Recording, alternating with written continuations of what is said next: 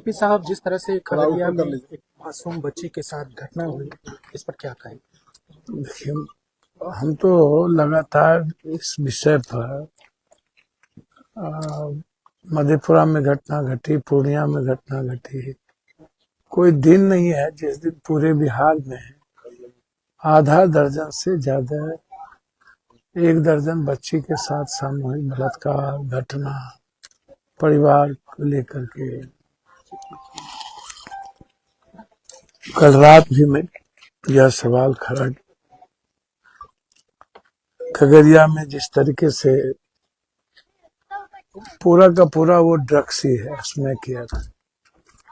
पहले भी वो कई घटना कर चुका है बच्चों के साथ, जो वो स्वीकार किया, और बिना किसी कारण के 4 साल भी उसकी उम्र नहीं पूरी थी। और जो घटना घटित हुआ, आप इसको समझिए कि इसके पीछे स्मैक, ड्रग्स, सोल्यूशन, व्हाइटनर, नशा का सबसे बड़ा कारण बनता जा रहा।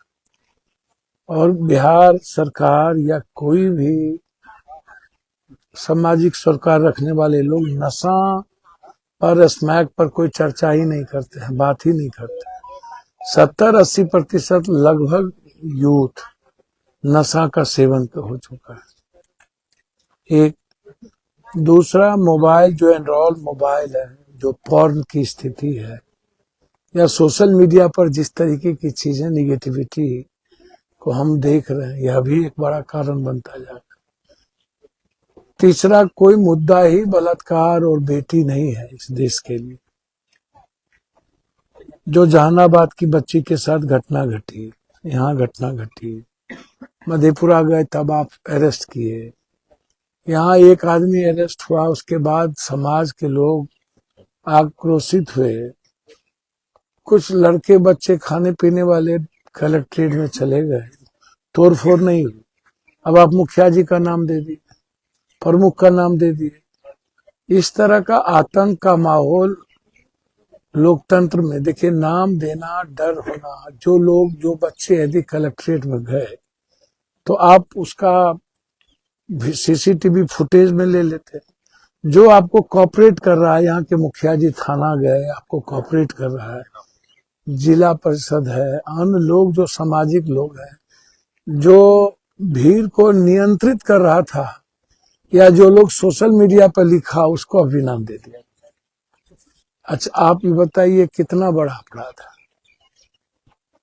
ये? इससे बड़ी घटना क्या हो सकती है? 83 लोगों का नाम अभी है, 13 लोग को जेल भेज दिया गया। तो ये कौन सा डेमोक्रेसी है भाई? आप स्पीडी ट्रायल कराइए, इस परिवार की को आप गवर्नमेंट की तरफ से मदद कीजिए। मजदूरी करता है यह परिवार, और समाज बिल्कुल अब बहुत संवेदनशील नहीं है, हालात अच्छे नहीं है। जो हॉस्टल में घटना घटी पटना में, उसको इतने हल्के में ले लिया सरकार और प्रशासन ने।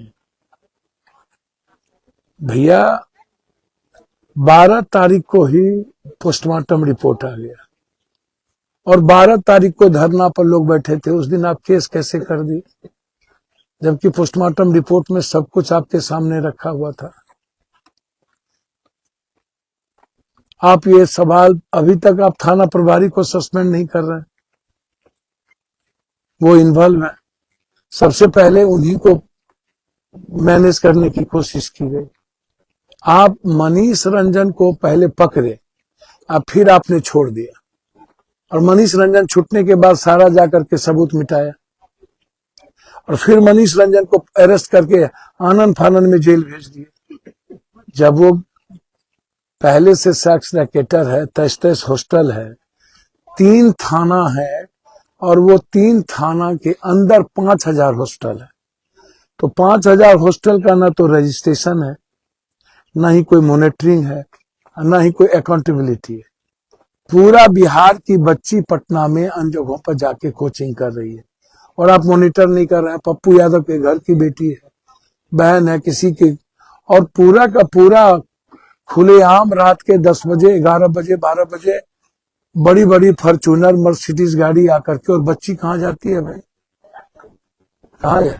और जितने लॉजेस के मालिक हैं, वह किसी भी लड़की को यदि दोस्त के साथ आते देख लिया और सीसीटीवी में कैद हो गया, तो उसके बाद वो शोषण शुरू हो जाता है उस लॉज के बच्चों के द्वारा। इसमें कौन लोग इन्वॉल्व है? उतनी बड़ी घटना में 12 तारीख तक आप लोग कहाँ सोए हुए थे?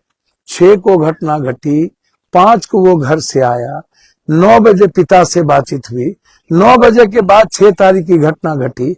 आप कह रहे हैं टैबलेट लाया, टैबलेट देने का कोई प्रावधान नहीं है बिना डॉक्टर के, और 90 टैबलेट तो नींद का कोई दे ही नहीं सकता, और उसको चढ़ाना पड़ेगा। सीसीटीवी फुटेज होता है, आपने उसको नहीं देखा, और आज तक आप जिसने टैबलेट दिया या लाया उसका जिक्र नहीं कर रहे हैं। दूसरी चीज, मैंने कई बार ये चर्चा की है कि सहजानंद शर्मा डॉक्टर ने उस बच्ची का ट्रांसफर प्रभात में क्यों किया, और प्रभात में इक्वल मैदानता का सब कुछ था, और वहां लड़की होश में थी, अपने मां से मिली, तब तक भेंट पर नहीं गया था, तो फिर उसके बाद भेंट पर कैसे गया? और प्रभात में सारी सुविधा थी, तो प्रभात में मैदानता में ट्रांसफर क्यों किया? कौन है इसके पीछे साजिश?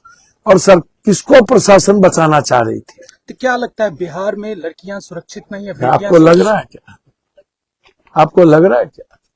ये जो बड़े बड़े गाड़ियां खरीदी जा रही है पटना में, जो भाड़ा पे रहता था उसको आज 23 हॉस्टल है। हॉस्पिटल में मनीष रंजन का हॉस्पिटल में होना, मनीष रंजन अपने गार्ड के द्वारा पूरा कवर्ड करते रहना, इस तरह कौन सी बच्ची सुरक्षित है? आप हॉस्टल का पूरा सीसीटीवी फुटेज खंगालिए पूरा लॉज का। कहां से एंड्रॉइड मोबाइल आप क्यों देते हैं?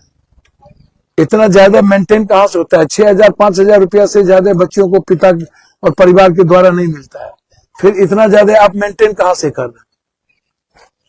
लड़का लड़कियां मेंटेन कहां से कर रही? आप सैलून जा रहे हैं, सब जगह जा रहे हैं, आप बर्गर खाने जा रहे हैं, आप पिज्जा खाने जा रहे हैं, आप बड़ी बड़ी आइसक्रीम के घर जा रहे हैं, कोई अनुशासन नहीं, कोई निगरानी नहीं, कोई कमेटी नहीं, बिना रजिस्ट्रेशन के पूरा का पूरा लॉज खोल देना। नेता प्रतिपक्ष अक्सर